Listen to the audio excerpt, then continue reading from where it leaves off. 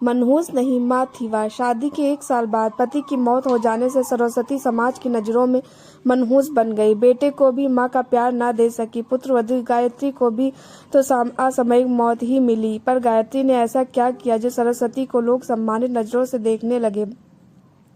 दीवार का सहारा लेकर खड़ी दादी माँ थरथर कांप रही थी। उनका चेहरा आंसुओं से भीगता जा रहा था।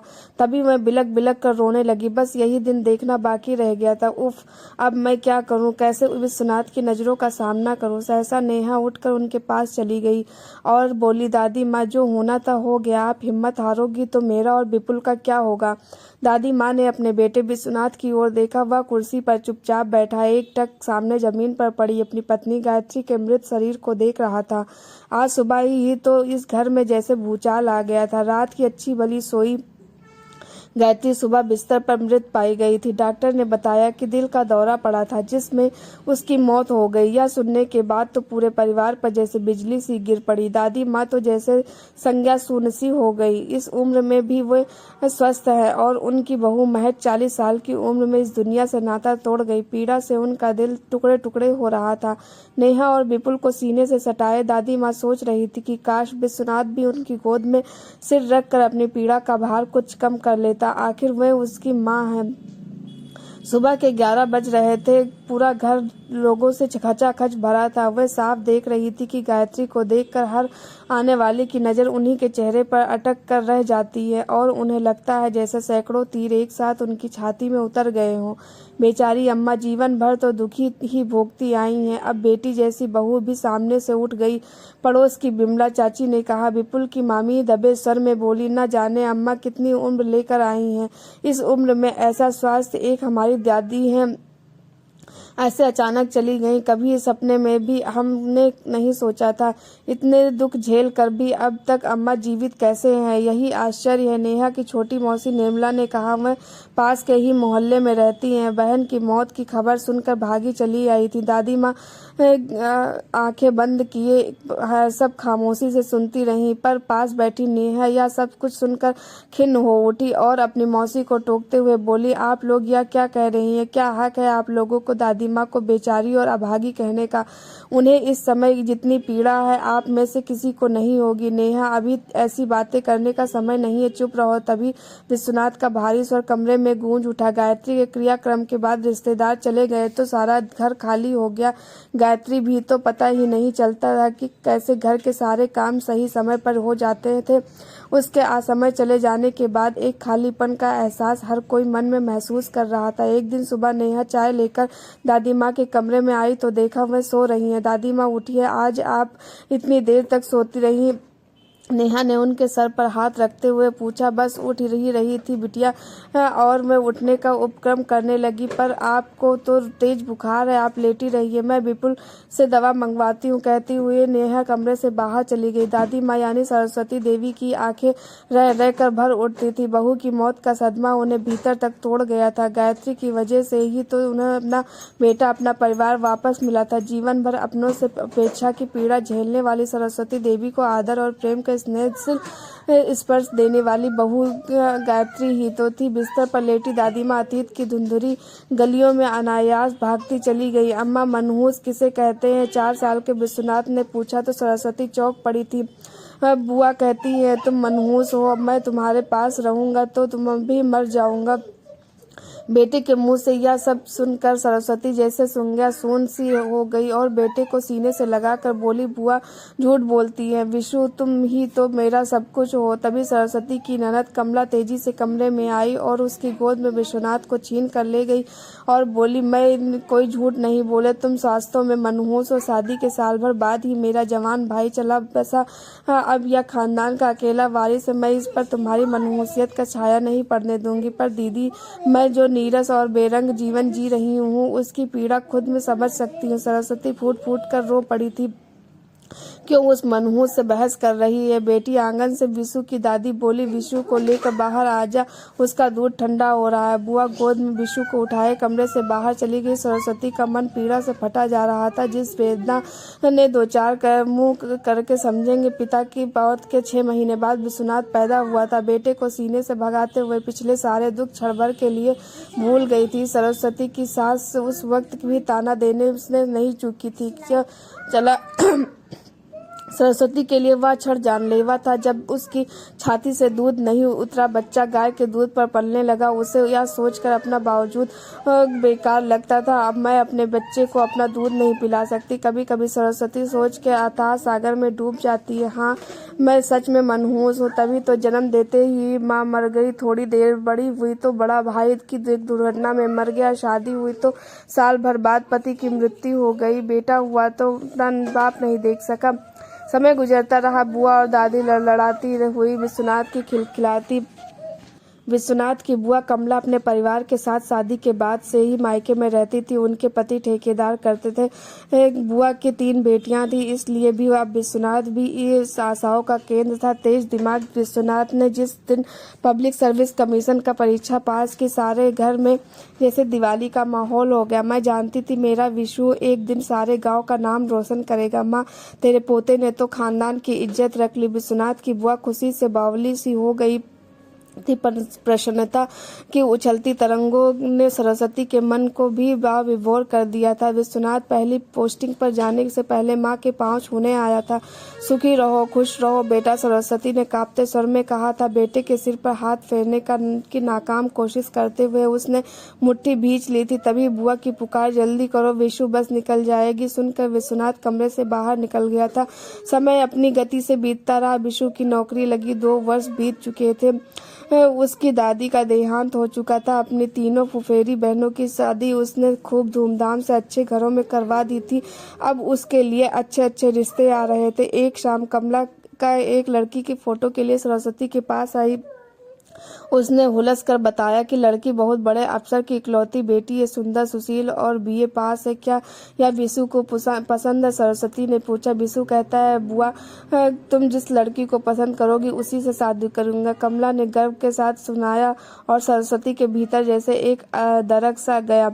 धूमधाम से शादी की तैयारी शुरू हो गई। सरस्वती का भी जी चाहता था कि वह बहू के लिए गहने कपड़े का चुनाव करने के लिए कमला के साथ बाजार जाए, पड़ोस की औरतों के साथ बैठकर विवाह का मंगल गीत गाए, पर मन की साध अधूरी ही रह गई। धूमधाम से शादी हुई और गायत्री ने दुल्हन के रूप में इस घर में प्रवेश किया। गायत्री सुलझे विचारों वाली लड़की थी। 2-3 दिन में ही उसे महसूस हो गया कि उसकी विधवा सास अपने ही घर में उपेक्षित जीवन जी रही है। घर में बुआ का राज चलता है और उसकी सास एक मूक दर्शक की तरह सब कुछ देखती रहती है।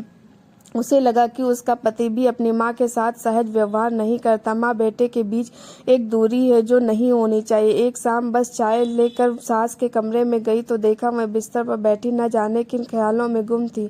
अम्मा जी चाय पी लीजिए, गायत्री ने कहा तो सरस्वती चौंक पड़ी। आओ बहू, यहाँ बैठो मेरे पास। बहू को स्नेह से अपने पास बिठाकर सरस्वती ने पलंग के नीचे रखा संदूक खोला। लाल मखमल के डब्बे में एक जड़ाऊ हार निकालकर बहू के हाथ में देते हुए बोली, यह हार मेरे पिता ने मुझे दिया था, मुंह दिखाई के दिन नहीं दे पाई, आज रख लो बेटी। गायत्री ने सास के हाथ में हार लेकर गले से पहनना चाहा, तभी बुआ कमरे में चली आई। उसके हाथ से हार लेकर उसे वापस डब्बे में रखते हुए बोली, तुम्हारी मत मारी गई है क्या भाभी? जिस हार को साल भर भी तुम बहन नहीं पाई उसे बहू को दे रही हो, इससे पास गहनों की कमी है। सरस्वती जड़ाऊ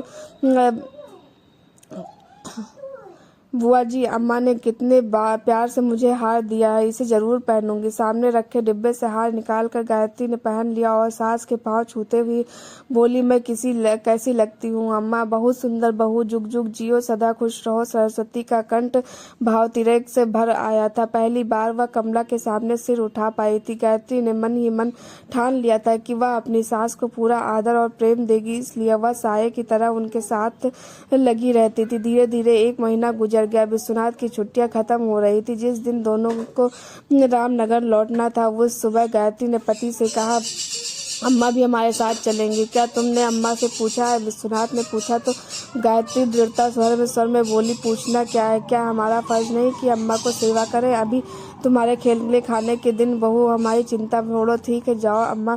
बुआ ने टोका था, बाबूजी ने अपनी माँ को नहीं देखा है। गायत्री बोली, अम्मा की सेवा करूंगी तो मन को अच्छा लगेगा। आखिर गायत्री के आगे बुआ की क्या एक चली। और सरस्वती बेटे बहू के साथ रामनगर आ गई थी। कुछ दिन बाद बेहद उपाहों में बीते, पर माँ बेटे के बीच बात नाम मात्र की होती। गायत्री माँ बेटे के बीच फैली लंबी दूरी को कम करने का भरपूर प्रयास कर रही थी। एक सुबह नाश्ते की मेज पर अपना मनपसंद भरवा कचौड़ी देखकर विश्वनाथ खुश हो गया। एक टुकड़ा खाकर बोला, सच तुम्हारे हाथों में तो जादू है गायत्री।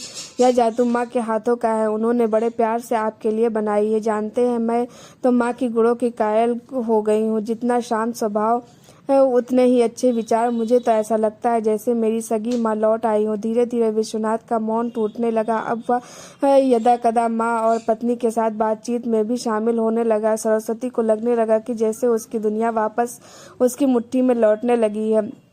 समय पंख लगाकर उड़ने लगा। वैसे भी जब खुशियां के मधुर एहसास से मन भरा हुआ होता है तो समय हथेली पर रखी कपूर की टिकिया की तरह तेजी से उड़ जाता है।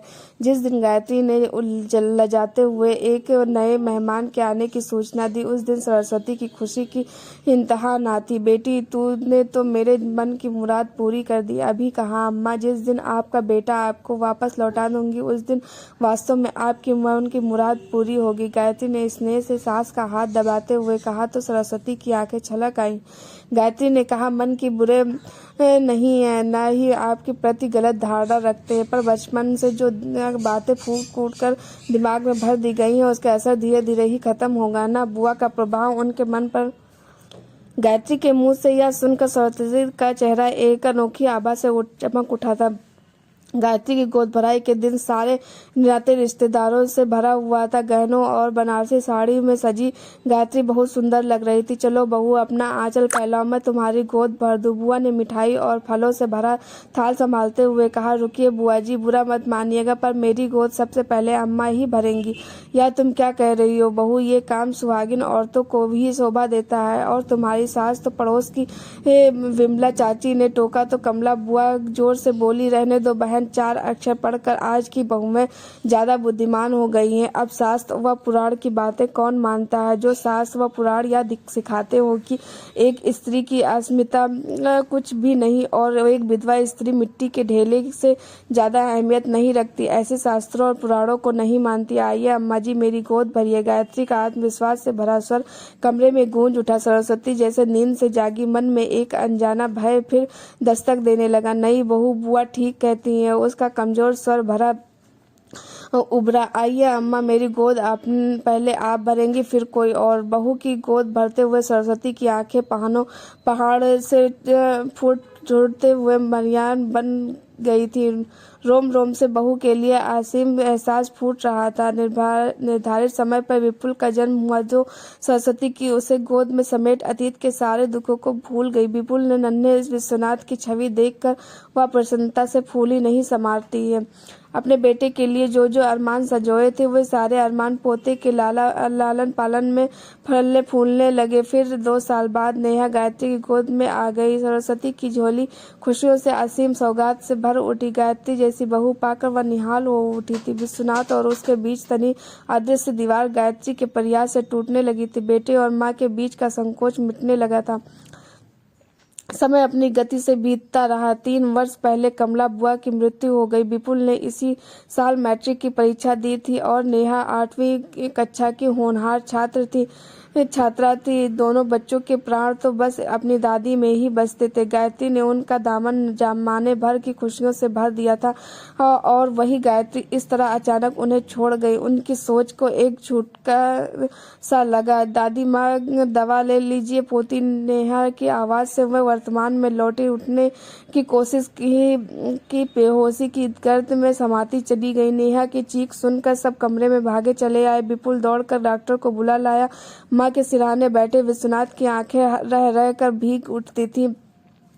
इन्हें बहुत गहरा सदमा पहुंचा है। विश्वनाथ बाबू, इस सब उम्र में ऐसे सदमे से उबरना बहुत मुश्किल होता है। मैं कुछ दवाएं दे रहा हूँ, देखिए क्या होता है, डॉक्टर ने कहा। तो विपुल और नेहा जोर जोर से रोने लगे। दादी माँ, तुम मुझे छोड़कर कहीं नहीं जा सकती। माँ तुम्हारे ही भरोसे हमें छोड़कर गई। नेहा के रुदन से सबकी आंखें नम हो गई। 4 दिन तक सरस्वती नीम बेहोशी की हालत में रही। 5वें दिन सुबह अचानक उसे होश आया। आंखें खोली और करवट बदलने का प्रयास किया तो हाथ किसी के सिर को छू गया। सरस्वती ने चौंक कर देखा। उनके पलंग की पाटी से सिर टिकाए उनका बेटा गहरी नींद में सो रहा था। कुर्सी पर अधलेटे विश्वनाथ का सिर माँ के पैरों के पास था। तभी नेहा कमरे में आई। दादी की आंखें खुली देख वह खुशी से चीख पड़ी। पापा, दादी माँ को होश आ गया। विश्वनाथ चौंक कर उठे। बैठे बेटे से नजरें मिलते ही सरस्वती का दिल फिर से धक धक करने लगा। मन की पीड़ा अधूरों से फूट पड़ी। मैं सच में अभागी हूँ बेटा, मनहूस हूँ। तभी तो सोने जैसी बहू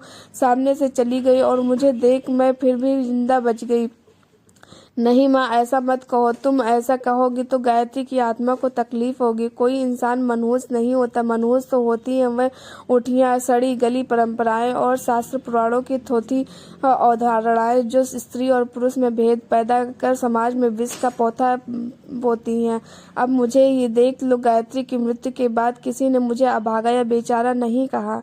सरस्वती आंखें फाड़े अपने बेटे का यह नया रूप देख रही थी। गायत्री जैसे पारस के स्पर्श से उनके बेटे की सोच भी कुंदन हो उठी थी। विश्वनाथ अपनी रोम में कहे जा रहा था, मुझे माफ कर दो माँ, बचपन से ही मैं तुम्हारा प्यार पाने में असमर्थ रहा। अब तुम्हें हमारे जीवन लिए जीना होगा, मेरे लिए, विपुल के लिए और नेहा के लिए। बेटा, आज मैं बहुत खुश हूँ। अब अगर मौत भी आ जाए तो कोई गम नहीं। नहीं माँ, अभी तुम्हें बहुत से काम करने, विपुल और नेहा को बड़ा करना, उनकी शादियां करनी है और मुझे वह सारा प्यार देना है जिससे मैं वंचित रहा हूँ। विश्वनाथ बच्चे की तरह माँ की गोद में सिर रख कर बोला। सरस्वती के कानों में बहू के कहे शब्द गूंज उठे थे। माँ, जिस दिन आपका बेटा आपको वापस लौटा दूंगी उस दिन आपके मन की मुराद पूरी होगी। आपके प्रति उनके पछतावे से भरा एहसास जल्दी ही असीम स्नेह और आदर में बदल जाएगा। देखिएगा। सरस्वती ने स्नेह से बेटे को अपने अंक में समेट लिया।